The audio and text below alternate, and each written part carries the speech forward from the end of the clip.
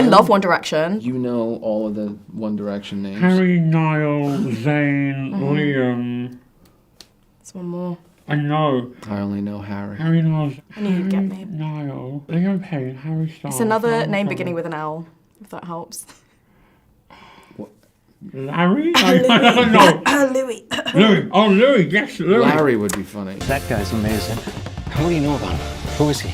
Well, massive congratulations on the film. It was quite wild. Honestly, it made me think so much about feeling seen and being represented. What was the first film that made you feel represented on screen? Oh, crikey. I mean, I don't want to be that guy, but probably this one.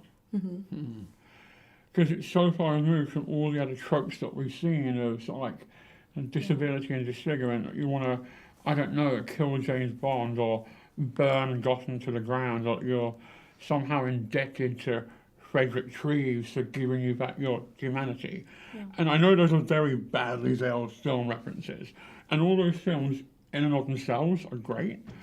But yeah, I think this one is like moving things forward, like a lot very quickly. What about you, Sebastian? You know, I grew up with Ace Ventura movies and loving Jim Carrey and Robin Williams and Michael J. Fox, Back to the Future, and I don't know, those movies I always was able to return to just from a feeling standpoint. So I think there's great value in that, and that's what anything artistic should be. It should just sort of inspire you to think about things differently. Or there is still something. Like I often say, one day I'll be able to watch All Dolls Go to Heaven and not cry like a school child. Still haven't found that day. Well, even crying like a school child is good sometimes. Yeah. You might need that. Do you work for Facebook? No, but I get this a lot. Oh, hey, neighbor. This is really random, but I couldn't not talk about this mention in the film. You guys mentioned one of my actual idols. She's so controversial. It's like the tiniest and briefest mention in this movie, but as soon as, I think it was you who said it, I was like, I need to ask them about it. And it's Peppa Pig. Oh, yeah. Oh, yeah. That's you when you have your breakdown. We were talking about it earlier. How could I not talk about Peppa Pig? Like, she's crazy. Do you like Peppa Pig? Yeah. I remember looking at Aaron and saying, is that really what you want me to say to this poor child? He said, yes, and with great zest. We gave them no heads up what was going to happen. No. Those poor people walked in there and had no idea, like, that I was just going to be telling them that in a mask. And you can tell by their expressions that they are traumatized. Yeah. No, I wasn't expecting Peppa Pig to be part of the conversation either, but I love her. She's so random. Sebastian, also, you do a really good British accent in this film. Like... What? No, yeah. No, I don't. Yes, you do. No. I thought it was pretty good. You don't. She's lying. I'm not lying. I know I'm a Bucky Barnes fan, but I won't lie to you. You're the only one. You're the only one. What? I was going to ask you what accents you enjoy doing, like both of you. So, I quite like Belfast. Okay. Kind of, because there are certain words you can say to get into accents. Yeah. I learned this from the comedian Jimmy Carr, of all people. If you want to do a really good Belfast accent, ginger and community help you get there. Kind of ginger and community.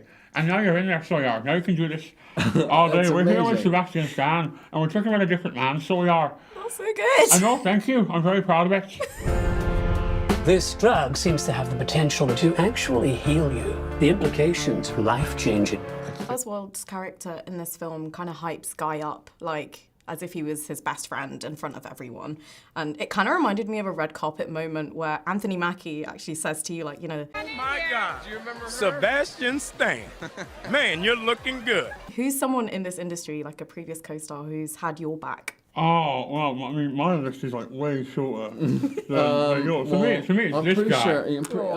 But I'm pretty sure Scarlett Johansson. Scarlett's had my back from, like, you know, my first to, like, whoever I came with. Same with Jonathan Glazer, who I'm still very much in touch with. Oh my God! And helps me out. Same with Mika Levy, our composer. She's like had my back and and steering me well. And my agent, Andrew Roach, gotta get that in. No, that's amazing. Yeah, I've been pretty lucky too. I've gotten to work with some pretty amazing people. You know, Nicole Kidman and Jessica Chastain, and some really strong women who I felt were incredibly generous and took me under their wing when they didn't have to. So, yeah. I love that, and it's so important to, I think, have friends in this industry where, like, yeah, it's just so scary and big. It's possible, but and when it has the right collaboration and the right group of people, which this film truly did. Yeah. I mean, this was definitely a movie where everybody, I think, from the crew down to the actors, it was always kept the movie's interest in mind and wanted to do the best, you know. But it's not always like that. Edward! Who don't remember me? Oswald! Hi. When Edward emerges as Guy, his face is plastered everywhere, like he's on billboards and cutouts, and much like One Direction, everywhere. So I was wondering, what was it like for you both the first time that you saw yourself on the big screen? I don't think it's what you think it's going to be. Which is why I think in the movie it's really well done, because here's the guy, named Guy now, who has been thinking about being noticed in a certain way, and now he's getting this dream, and he's not getting fulfillment from it. And but I think it's totally strange. I think to see yourself up there. I don't know. I've gotten better at watching myself. I mean, I think it's just part of the thing now. But it's not right. What You do gotta you say the feel Jim like? Carrey quote, because it Yeah. really applies. Yeah, the old Jim Carrey quote where he's like, I wish everyone could get all their hopes and dreams, so that way they realise it won't be enough. And for me, it was like super, I don't know, in one way it was like, you did it, kid, but in the other way it was like super anticlimactic. Yeah.